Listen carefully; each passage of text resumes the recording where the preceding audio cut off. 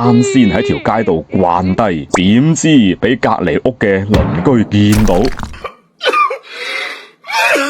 前日有個老友同我講話，近排好雨啊，喺條街度同女朋友嘈交，俾女朋友升咗一巴，點知咁啱俾公司嘅同事路過見到晒。呢鋪認真就係騎牛遇親家，出醜偏遇熟人。粵語當中有一句歇後語啊，上半句就係騎牛遇親家，下半句就係出醜偏遇熟人。大家都知道喺古時候馬匹係重要嘅交通工具，只不過唔係人人都騎得起馬，通常可以有馬騎嘅都係有身份或者有錢嘅人。若然騎唔到馬，會騎咩嘢呢？騎驢或者騎驢啦，再唔係就騎牛啦。但如果有一鋪騎隻牛俾自己親家見到，初時親家仲以為，哎呀，我嘅親家平時應該日子都過得唔錯啊，點不知一睇慘喎，原來親家平時出街騎牛嘅，失禮死人咯！